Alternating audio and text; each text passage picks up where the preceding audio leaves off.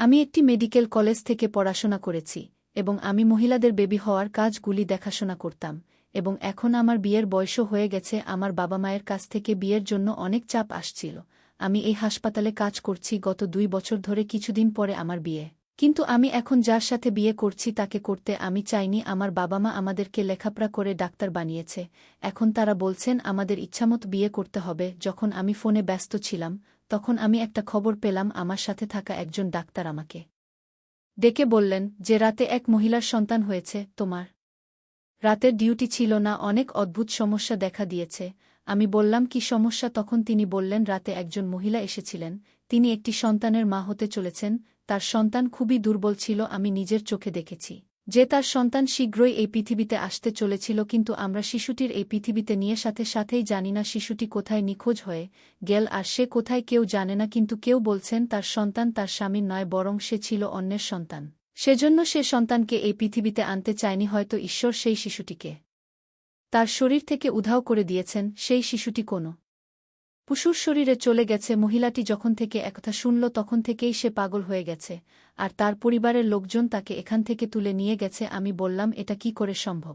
সে বল হ্যাঁ, আমরাও বিশ্বাস করিনি, কিন্তু শিশুটি যখন নিখোঁজ হয় তখন সে কোনো সিসিটিভি ক্যামেরায় ধরা পড়েনি, কোনো ঘরে তার কোনো ফুটেজও ধরা পড়েনি, কাউকে তাকে বের করে নিয়ে যেতেও দেখা যায়নি। আমরা জানি না কোথায় গেছে। আমি নিজেও অবাক। ওর মা ওই মেয়ের সাথে ছিল, সে বলছিল আমার মেয়ের উপর কালো জাদু হয়েছে। আমি অবাক হয়ে বললাম রাস্তায় আছি, এসে তোমার সাথে কথা বলছি। আমি ভাবছিলাম এটা কি ধরনের সমস্যা, কিভাবে নারীর শরীর থেকে উধাও হয়ে গেল একটি শিশু। যে ডাক্তার একথা জানালেন চিকিৎসক হওয়া সত্ত্বেও তিনি এমন কিছুতে বিশ্বাস করতেন। এইসব ভাবতে আমি আমার গাড়িতে বসে হাসপাতালে ঢুকলাম। যখন দেখলাম আমার সামনে এক অদ্ভুত দৃশ্য দেখলাম, একটি মেয়ে যে একটি ঠেলা গাড়িতে একটি পশুকে রাখে সেটা 2 পাশ থেকে ধরে দাঁড়িয়েছিল ও পাহারাদারের সাথে ঝগড়া করছিল। এই প্রাণীটাকে হাসপাতালে নিয়ে যেতে হবে। পাহারাদার রাগ করে বলছিল এখানে মানুষের চিকিৎসা হয়, এটা মানুষের জন্য, পশুদের নয়। কিন্তু বারবার সে তার সাথে ঝগড়া করছিল এবং সেও কাঁদছিল। আমাকে একজন ডাক্তারকে দেখাতে দিন। আমি এই দৃশ্য দেখে প্রথমে পাশ দিয়ে যাচ্ছিলাম, কিন্তু তারপর আমি আমার ড্রাইভারকে গাড়িটি পিছনে নিয়ে যেতে বললাম। আমি সেই মেয়েদের দেখে গাড়ি থেকে বেরিয়ে এলাম। আমি বললাম আপনাদের কি সমস্যা আছে? সে বলল তুমি একজন ডাক্তার? আমি বললাম হ্যাঁ, কারণ আমি একটা কোট পরেছিলাম। সে বলল এই পশুটাকে দেখো, তার শরীরে কিছু আছে। আমি বললাম এই পশুটা আর বেঁচে নেই। তারা বলল এটা মৃত, কিন্তু তার শরীরে কিছু আছে। পশুটার অবস্থা অনেক খারাপ ছিল। তখন পশুটির শরীরের দিক থেকে অনেক বড় ছিল। আমি বললাম এটা মানুষের হাসপাতাল। তিনি বলেন আমরা জানি এটা মানুষের হাসপাতাল, তাই আমরা তাকে এখানে নিয়ে এসেছি। কারণ এই পশুটির শরীরের ভিতরে একটা ছোট্ট বেবির কান্নার আওয়াজ আসছে। সে যা বলল তা শুনে আমি অবাক হয়ে গেলাম। বললাম এটা তো হতে পারে না। উনি বললেন এমনটাই হয়েছে, এই জন্যই তো একে নিয়ে এসেছি। তার চারপাশে অনেক ভিড় ছিল, মানুষ শুধু দেখছিল, ভিডিও করছিল। ইতিমধ্যে অনেক সময় নষ্ট হয়ে গেছে, আমাদের সাহায্য করুন, অনেক দেরি না হয়ে যায়। আমি বললাম এই পশুটি আর বেঁচে নেই, তোমাদের কোনো ভুল হচ্ছে, এমন কিছুই নেই, এটা সম্ভবও নয়। উনি বললেন আগে আমরাও তাই ভেবেছিলাম, কিন্তু আমরা কান দিয়ে আওয়াজ শুনে আপনি আমাদের সাহায্য করুন। আমি বললাম তোমাকে সাহায্য করলেও কোনো লাভ হবে বলে মনে হয়? এ খবর বের হলে হাসপাতালের দুর্নাম হবে আর আমাদের সমাজে এমন একটি গল্প মানুষের সামনে ফুটে উঠবে এবং মানুষ তা শুনে অনেক কিছু অনুমান করবে। কারণ একজন মানুষ জানে না গল্প শুনে তার মন থেকে কি ফলাফল বের হবে। মেয়েটি বলল যে ফলাফল যাই হোক না কেন তা থেকে কি হতে পারে এবং হবে, কারণ এটি মিথ্যা নয়, এটি আমাদের সমাজেরই এক রূপ যা এখন আমাদের সামনে এসেছে। উনি আমাকে সৃষ্টিকর্তার অনেক দোহাই দিলেন আর বললেন আমাদের সাহায্য করুন। আমি পশুটির দিকে একবার তাকিয়ে মেয়েটির দিকে তাকালাম এবং বললাম ঠিক আছে, আমার সাথে আসুন। যখন আমি তাকে ভিতরে নিয়ে যাচ্ছিলাম তখন সবাই অবাক হয়ে দেখছিল। এই খবর পৌঁছে গিয়েছিল হাসপাতালের ইনচার্জের কাছেও। সে বলল এই মেয়ে দুটোকে আমার কাছে পাগল মনে হয়, কিন্তু তুমি তো বুদ্ধিমান, ওদের সাথে এনেছ কেন? এইসব কি? আমি বললাম ডাক্তার সাহেব, আমাকে এরা যা বলেছে তাই আমি তাদের ভেতরে নিয়ে এসেছি। খারাপ কিছু হলে তার শাস্তি হবে, কারণ তারা আমাদের সবার সময় নষ্ট করেছে।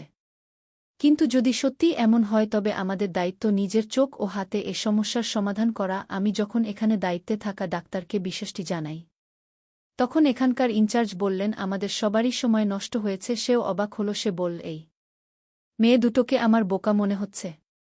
রাস্তা থেকে একটা তো পশু তুলে নিয়ে এসেছে, কিন্তু এখানে আমার প্রশ্ন ছিল, তাদের এসব করার কি দরকার ছিল? আমরা শুধু এই নিয়ে তর্ক করছিলাম। দায়িত্বরত ডাক্তার বলছিল এরকম কিছুই হবে না, এটি একটি মানব হাসপাতাল, আমরা এখানে এই পশুটি রাখতে পারি না, সব জায়গায় ময়লা হয়ে যাবে। হঠাৎ আমাদের কানে কিছু একটা শুনতে পেল, ওটা হাসপাতাল, এখানে প্রতিদিন কত শিশু হয়। একটি শিশুর কান্না শুনে অবাক হবার কিছু নেই, পাশের ঘরে অবশ্যই একটি শিশু কাঁদছে। কিন্তু আবার আওয়াজ এলে পায়ের নিচ থেকে মাটি সরে গেল এবং শীঘ্রই পশুটিকে মানুষের অপারেশনের জায়গা রাখা হয় এবং দ্রুত সবাই জড়ো হয়ে গেল। দায়িত্বে থাকা ইনচার্জ এই ধরনের কোনো ক্ষেত্রে আসতেন না, তিনি শুধুমাত্র অনেক গুরুতর ক্ষেত্রেই সাহায্য করতেন। কিন্তু সেও এসে সামনে দাঁড়াল এবং আমার সাথে দেখতে থাকল কোথা থেকে শিশুর আওয়াজ এসেছে, কারণ আমরা অনেক কাছ থেকে শিশুদের কণ্ঠ শুনতে পাচ্ছিলাম। শিশুটা হয় গভীর কিছুর ভিতরে আটকে আছে, নয়তো 4-5টা কাপড়ের ভিতরে আছে। এমন একটা আওয়াজ আসছে, ওই মেয়েদের বাইরে পাঠিয়ে দেয়া হলো। তার অবস্থাও খারাপ ছিল, তার হাত পা কাঁপছিল, সে খারাপভাবে কাঁদছিল। কিছুক্ষণ পরে আমরা আমাদের জীবনের অদ্ভুততম ঘটনা এবং অদ্ভুত মৃত্যুর সাক্ষী হয়েছিলাম। কিন্তু আমরা কিছু বলার আগেই বা কোনো সিদ্ধান্তে আসার আগেই আমি সেই মেয়েদেরকে আমার অফিসে ডেকে নিলাম। তাদের একজনের নাম মোহিনী আর অন্যজনের নাম ছিল আঁচল। তিনি অনেক মন খারাপ করে কাঁদছিল। আমি বললাম, পশুটা কোথা থেকে পেলে আর ওকে এখানে এনেছ কেন? সে বলল যে আমরা যথারীতি আমাদের কলেজে যাচ্ছিলাম, সে আমার বন্ধু, আমরা একই এলাকায় থাকি। যখন আমরা দুজনেই সেই পশুটির পাশ দিয়ে যাচ্ছিলাম তখন আমরা একটি শিশুর কান্নার শব্দ শুনতে পাই। আমরা দুজনেই অনেক অবাক হয়েছিলাম, ভেবেছিলাম হয়তো আমাদের মনের ভুল। কিন্তু কিছুক্ষণ পরে যে দৃশ্য আমরা দেখতে পেলাম, ডাক্তার সাহেব আমি কথা বলতে পারছি না, আমি আপনাকে কি বলবো, এই নিষ্ঠুর পৃথিবীটা অনেক খারাপ, শুধু এই পশুটাকে তুলে তোমার কাছে এনেছি।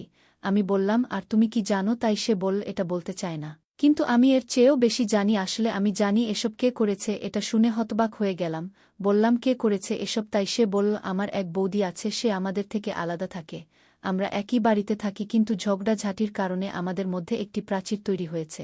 সে তার কথায় আমাদের ভাইকে প্রভাবিত করেছে এবং আমাদের সাথে প্রতিটি সম্পর্ক ভেঙে বাড়ি আলাদা করে নিয়েছে। বাড়িটি আমাদের নিজস্ব ছিল, সেজন্য মাঝখানে দেয়াল দেয়া হয়েছে। কিন্তু ভাইয়ের মনে কি হয়েছে জানি না, 2 মাস পরে সে আবার দ্বিতীয়বার বিয়ে করল। এখন তার 2টি বউ নিয়ে আলাদা বাড়িতে থাকে এবং আমার কাছে মনে হয় এই গল্পটি তাদের বাড়ি থেকেই উঠে এসেছে, এটি তাদের 3 জনের দ্বারা করা হয়েছে।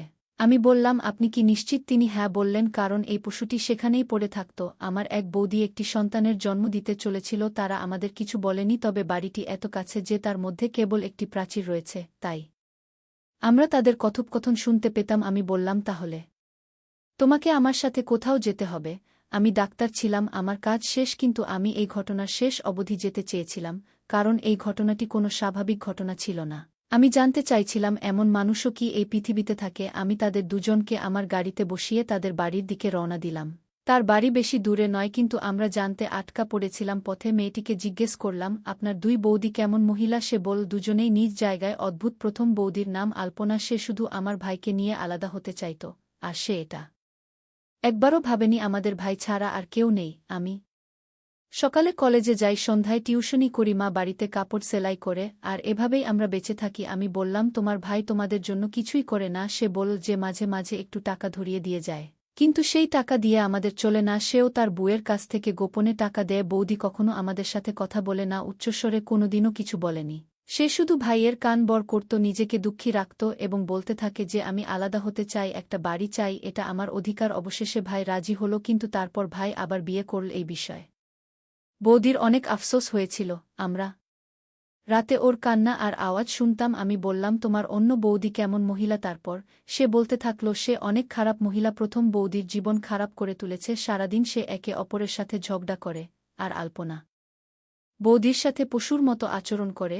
সব এলাকা তাদের ঝগড়ার আওয়াজ শুনতে পায়। সে বৌদিকে তার ইশারায় নাচাতে থাকে, কিন্তু আমরা অবাক হয়ে যাই, কেন আমার ভাই তাকে বিয়ে করল? আমি বললাম, আপনার ভাই বড় মনের মানুষ হবে। তখন তিনি বললেন, ডাক্তার সাহেব আমি জানি না আমার জন্য সে ভাই তার মনে কি চলছে আমি কিভাবে বুঝব, কিন্তু আপনাকে বুঝতে হবে যে তার দ্বিতীয় বিয়েটি যেমন সূর্য পূর্ব দিক থেকে উদিত হয়েছে, পশ্চিম দিক থেকে নয়, কারণ তার প্রথম বিয়েটি ছিল ভালোবাসার বিয়ে। কিন্তু আমি জানি না কেন তিনি দ্বিতীয়বার বিয়ে করলেন। আমি বললাম, কেন বৌদির এই হবে? তখন তিনি বললেন যে আমার প্রথম বৌদি আলপনার সন্তান হতে চলেছে, কিন্তু মা বলেন তার দিন অনেক এগিয়েছে এবং সন্তানের কণ্ঠস্বর এখনও আসেনি। আমার মা বেবিকে কোলে রাখতে অনেক পছন্দ করেন, তিনি বলেন, এটা আমার একমাত্র ছেলের সন্তান, আমি এটাকে বর করতে চাই, কোলে উঠাতে চাই, কিন্তু বৌদি আগেই বলেছে যে এই বেবিটার সাথে আপনাদের কোনো সম্পর্ক নেই। মা দিনরাত কাঁদে, চিন্তিত থাকে, মাঝে অনেক রেগে যায়, আবার সেই লোকগুলোকে অভিশাপ দিতে থাকে। আমি তাকে এই কাজ করতে নিষেধ করেছিলাম। আমরা বাড়িতে পৌঁছে দরজায় পৌঁছতেই মোহিনীর অন্য বৌদি দরজা খুলে দিল। যখন আমি সেই মহিলাকে দেখেছিলাম তখন তাকে চিনতে পেরেছিলাম যে সে যেভাবে পোশাক পরেছিল তাতে সে অন্য কোনো মহিলা নয়। এমনকি দিনের বেলাও তিনি এত মেকআপ পরেছিলেন। এই ধরনের মহিলারা ছেলেদের নাচানোর কৌশলগুলি অনেক ভালো করেই জানেন। তাই তার ভাই দ্বিতীয়বার বিয়ে করেছিলেন। মোহিনীকে দেখে বল, মোহিনী তুমি এখানে কি করছো? আর এই ম্যাডামকে? আমি বললাম, আমরা কি ভিতরে এসে আপনার সাথে কথা বলতে পারি? সে বল, হ্যাঁ আসুন, আমরা দরজায় দাঁড়িয়ে কথা বলতে পারি না। কিন্তু আপনি কে? মোহিনী বল, এই তো ডাক্তার সাহেব, আর জিজ্ঞেস করতে এসেছে আলপনা ভাবির স্বাস্থ্য কেমন। এই বলে সে হাসতে থাকল আর বল, আলপনা তো এখানে নেই, তাহলে ওর স্বাস্থ্যের খোঁজ নিতে এসেছেন কেন? আমি বললাম, আলপনা ভাবি কোথায়? তাই সে বল যে সে তার বাড়িতে গেছে। আমি বললাম, কিন্তু সে একটি সন্তানের জন্ম দিতে চলেছে, সেটা কি হয়ে গেছে? তাই তিনি বললেন, আমরা জানি না এটা হয়েছে কিনা, সময়ও পার হয়ে গেছে, কিন্তু জানা গেল তার সন্তান এই পৃথিবীতে এসেও বাঁচেনি। সেজন্য ওই মহিলা পাগল হয়ে গেছে। এই জন্যই তোর ভাই ওকে বাপের বাড়ি পাঠিয়েছে, এখন আর ফিরবে না। সে তার সন্তানের জন্য এতটাই পাগল হয়ে গেছে যে সে এই পৃথিবী ছেড়ে চলে যেতে চেষ্টা করছে। যদি সে এই পৃথিবী ছেড়ে চলে যেত তাহলে দোষটা আমাদের সবার উপরেই পড়ত। সেজন্য সে এখান থেকে চলে গেছে। ভালোই হলো। আমি মোহিনীকে বলতে থাকলাম যে যদি তাই হয় তাহলে সেই শিশুটি কোথায়, যে আর এই পৃথিবীতে নেই? তাকে কি মাটি দেওয়া হয়েছে? তখন তার খারাপ বৌদি উত্তর দিল খুব অদ্ভুতভাবে। সে বলেছিল যে তাকে মাটি দেওয়ার কেউ ছিল না, তিনি আগেই চলে গেছেন এই পৃথিবী থেকে। ওর কথা শুনে আমিও রেগে গেলাম। আমি বললাম, মোহিনী চলো তোমার অন্য বৌদির বাড়ি যাই, কিন্তু তার আগে আরও একটা জরুরি কাজ আছে। আমি উঠে বাইরে রাখা একটা খাটে বসলাম। মোহিনীও আমাকে দেখে অবাক হতে থাকল। এইবার আমার রাগ হল। আর এইসব করার অধিকার আমার ছিল। আমি একজন ডাক্তার, কাছে রিপোর্ট ছিল আমার সাক্ষী। আমি জানতাম ওই মহিলার সাথে কি করা উচিত। তিনি বললেন, কাকে নিয়ে এসেছেন? না জানি, চিনি, আমি আপনার অতিথি হয়ে এসেছি আর আমাদের জিজ্ঞাসাবাদ করতে এসেছেন। এখন আমি জানতাম আমার কি করা উচিত। আমি ওই মহিলার কথা কাজ মোটেও পছন্দ করছিলাম না। সে তার স্বামীকে ফোনে ডেকেছিল, কিন্তু সম্ভবত সে কোনো কাজে ব্যস্ত ছিল। ফোনের ভিতর থেকে একটা কণ্ঠ এলো, আমি এখন আসতে পারবো না, 1 ঘণ্টা পরে আসব। আমি 112 ডায়াল করে খুব তাড়াতাড়ি পুলিশকে ফোন করলাম। মহিলাটি বিষয়টি জানতে পেরে অদ্ভুত অবস্থায় চলে আসে। এখন সে রেগে যায়, কখনো কথা বলে বলতো আমাকে এখান থেকে বের করে দাও। আমি বলেছিলাম আপনি এখান থেকে যেতে পারবেন না, পুলিশ আসবে এবং তারা নিয়ে যাবে। কিছুক্ষণ পরে পুলিশ এলো। ভাইকেও ফোন করেছিলাম, তিনি একজন বিচক্ষণ মানুষ ছিলেন, তাকে সব বললাম, সেও অবাক হল।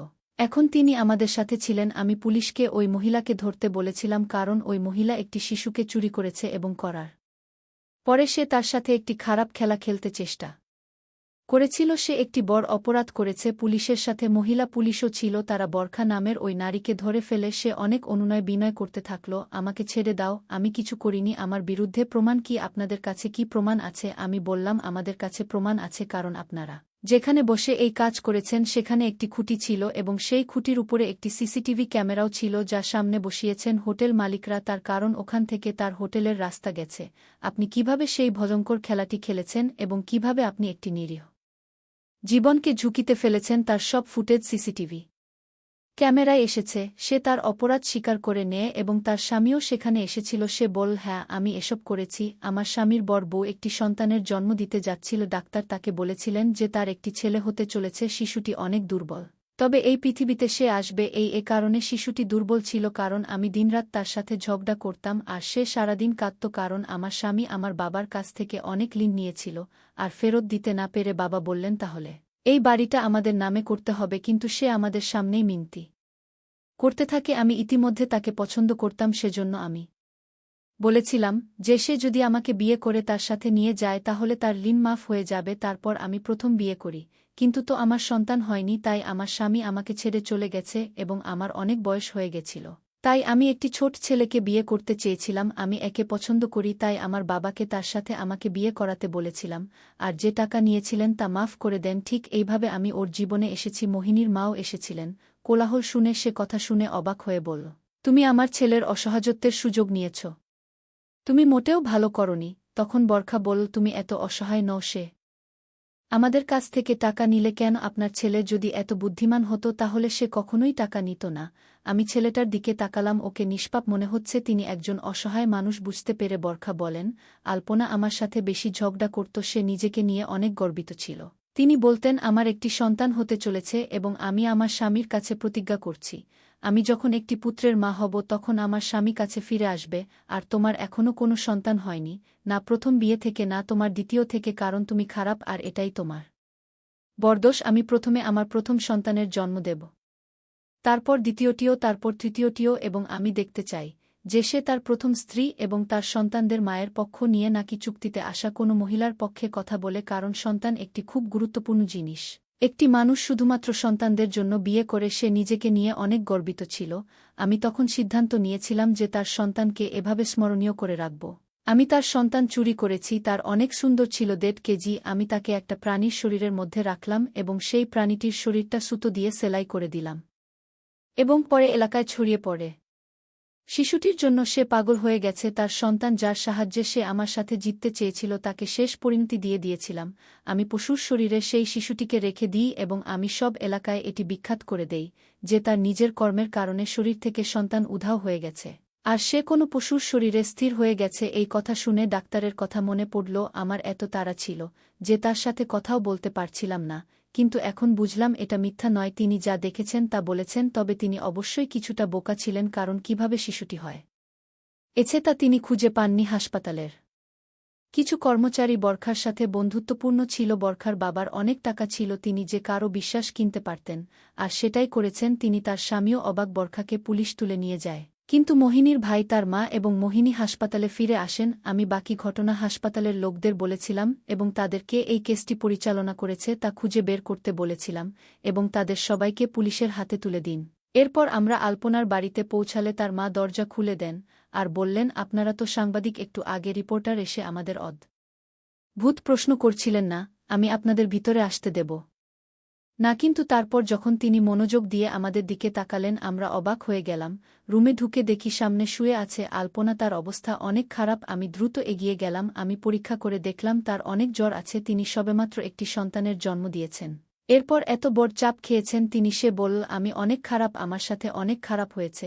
সে নিজের সাথে কথা বলছিল, তার একটা অদ্ভুত অবস্থা ছিল, মনে হচ্ছিল সে পাগল হয়ে গেছে। এই দৃশ্য দেখে তার স্বামী কাঁদতে থাকল আর রুম থেকে বেরিয়ে গেল। আলপনা দেখেনি কে ঘরে ঢুকেছে, সে তো পাগল, হারিয়ে গেছে নিজের জগতে। আমি আমার শাশুড়ির সাথে অনেক খারাপ কাজ করেছি, আমার স্বামীকে মায়ের কাছ থেকে আলাদা করে দিয়েছি, এ কারণে আমার ছেলেও আমার কাছ থেকে দূরে চলে গেছে। সে আমাকে ছেড়ে রাগ করে চলে গেল। সৃষ্টিকর্তা আমাকে শাস্তি দিয়েছেন। আমার কি হয়েছে? আমি তাকে ডেকে বললাম, আমার কথা মনোযোগ দিয়ে শোনো আলপনা, আমার কথা মনোযোগ দিয়ে শোনো। কিন্তু সে শুনছিল না এবং তারপর আমি একটি অদ্ভুত কিছু দেখলাম। তার শাশুড়ি এগিয়ে এসেছেন, যাকে নিয়ে তিনি পৃথিবীর সামনে বড় কোনো কাজ করেননি, কিন্তু তিনি ভাবে তার ছেলের কাছ থেকে তার অধিকার কেড়ে নিয়েছিলেন এবং অবশ্যই বাড়িটি ভাগ করে নিয়েছিলেন। সে এগিয়ে গিয়ে আলপনাকে সান্ত্বনা দিতে থাকল, মেয়ে, আমি তোমাকে ক্ষমা করে দিয়েছি, তুমি আমার মেয়ে, তুমি কখনো সামনে উচ্চস্বরে কথাও বলনি, তুমি শুধু তোমার অধিকার নিয়েছ, এটা তোমার অধিকার ছিল, আমাদের দোষ ছিল, এটা তোমার না, তুমি নিজেকে নিয়ন্ত্রণ করো। সেও তার শাশুড়িকে ধরে কাঁদতে থাকল। এটা দেখে তার মায়েরও চোখে জল এসে গেল। এই মহিলা আমার মেয়েকে কে অনেক ভালোবাসে, সে যদি তার ছেলের কাছে থাকত তাহলে কি হতো? আলপনাও কাঁদছিল। তার স্বামীকে ভিতরে নিয়ে এসে সে গিয়ে আলপনার কাছে ক্ষমা চেয়ে বলল, আমাকে করে দাও, আমি ওই মহিলাকে ছেড়ে দেব। পুলিশের হাতে ধরা পড়েছে এবং আমাদের জীবনে আর ফিরে আসবে না। আমি অসহায় ছিলাম, আমার কাছে তাকে দেওয়ার মতো টাকা ছিল না, আমি তার বাবার কাছে ঋণী ছিলাম, সে কারণেই সবকিছু হয়েছে। এবার আলপনা তার জ্ঞান ফিরতে শুরু করল এবং সব কথা শুনতে থাকল। তার শাশুড়ি তাকে ক্ষমা করে দিয়েছে, তার স্বামী তার কাছে ফিরে এসেছে, কিন্তু দুঃখ তখনও তার জায়গা ছিল। তিনি বললেন, আমার ছেলে আর আসবে না, আমার এই পৃথিবী ছেড়ে চলে গেছে। তারপর নার্সকে ভিতরে ডাকলাম, যিনি গাড়িতে বসেছিলেন। ভিতরে এসে আলপনা তাকে দেখে অবাক হয়ে গেল। তার অসুস্থতার কথা চিন্তা না করে সে দ্রুত তার দিকে এগিয়ে গেল এবং শিশুটিকে তুলে নিয়ে তাকে ধরল, কারণ আলপনার ছেলে একেবারে নিরাপদ ছিল। সৃষ্টিকর্তার অলৌকিক কাজ তাকে রক্ষা করেছিল। সেই শিশুটি জন্মের সাথে সাথে তার সৎমা চুরি করেছিল এবং সে তাকে কোনো ওষুধ ছাড়াই নিয়ে গিয়েছিল, আর তাই নিষ্ঠুরভাবে পশুর শরীরে লুকিয়ে রেখেছিলেন শিশুটিকে, এবং তারপর পুরো এলাকায় তার মায়ের মানহানি করে। এইসব ঘটতে 1-2 থেকে 1-4 ঘণ্টা লেগেছিল, কিন্তু যখন সেই পশুটিকে আমাদের কাছে আনা হলো তখন আমরা সেই শিশুটিকে বাঁচালাম। আমরা অবাক হয়ে গেলাম, শিশুটি একেবারেই বেঁচে আছে তার সাথে। একটি ছোট সমস্যা ছিল যা আমরা ঠিক করেছি, তাকে আইসিইউতে রাখা হয়েছিল। শিশুটি অনেক দুর্বল ছিল, সে ছোট ছিল, কিন্তু তার জীবন রচিত হয়েছিল। বলা হয় যে সৃষ্টিকর্তা যাকে রাখেন তার কেউ ক্ষতি করতে পারে না। এখন সব সমস্যা শেষ, সেই শিশুটি সম্পূর্ণ নিরাপদ ছিল। তার মা তাকে ধরে, আমি কোনো মহিলাকে এত তীব্রভাবে কাঁদতে দেখিনি। আলপনা যতই কাজ ছিল, তার শাশুড়িও কাজ ছিল, স্বামীরও মনে হয়েছিল সন্তানকে তার মায়ের হাতে তুলে দিয়ে। আমরা সবাই আমাদের জীবনে এত বড় কাজ করেছি, যার পরে আমাদের হৃদয় সবসময় সন্তুষ্ট থাকবে। তিনি আমাকে ধন্যবাদও জানিয়েছেন হাসপাতালের এই মহিলার সাথে যারা যুক্ত ছিলেন, তাদের চাকরি থেকে চিরতরে বরখাস্ত করা হয়েছে। বরখার ছাড়াছাড়ি হয়ে গেছে। হয়তো তার বাবা তাকে ছাড়িয়ে নিতেন, কিন্তু এখন তাকে আর কেউ তাদের পরিবারের সম্মান করতে চায় না। শিশুটি নিরাপদ এবং সুস্থ ছিল, মায়ের কাছে এসে গেছিল। যখন তার মা তারে খাওয়ায়, তখন শিশুটি সম্পূর্ণ আরামে ঘুমিয়ে পড়ে এবং মায়ের কোলে ঘুমিয়ে পড়ে। এরপর ঘরের মধ্যে যে দেয়াল তৈরি করেছিলেন তা ভেঙে ফেলা হয় এবং তারা তাদের ঘরে সুখে থাকতে শুরু করে। একটি শিশু তাদের সকলের জীবন বদলে দেয়া। আজ 1-2 বছর হয়ে গেছে আমি একজন ডাক্তারের দায়িত্ব পালন করছি। আমিও বিবাহিত, 2 সন্তানের মা আর বাপ। 1-2 বছর হয়ে গেল ওর সাথে আমার দেখা হয়েছে। ওর ছেলের নাম মনু, বয়স এখন 1-2 বছর। সেও আমার সাথে দেখা করতে আসে এবং আজও সে আমাকে ধন্যবাদ দেয়। আমার মনে হয় যেন গতকাল এই ঘটনা ঘটেছে। যখন আমি তাকে দেখি, শিশুটিকে দেখে আমি অবাক হই, কারণ এটি একটি হাঁটাচলা করা সৃষ্টিকর্তার অলৌকিক ঘটনা ছিল, যা তার সাথে হয়েছিল। জীবন শেষ হতে 2 মুহূর্ত লেগেছিল। সৃষ্টিকর্তা তার জীবন লিখে রেখেছিলেন। তিনি বলেছেন প্রতিটি নিঃশ্বাস স্থির হয়, প্রতি নিঃশ্বাস নিতে হয় এই পৃথিবীতে। আপনারা বলুন, এই গল্পটি জানার পর আপনাদের কেমন মনে হয়েছে? আজকের গল্পটি যদি আপনার ভালো লেগে থাকে, তাহলে আপনার বন্ধুদের সাথে শেয়ার করুন।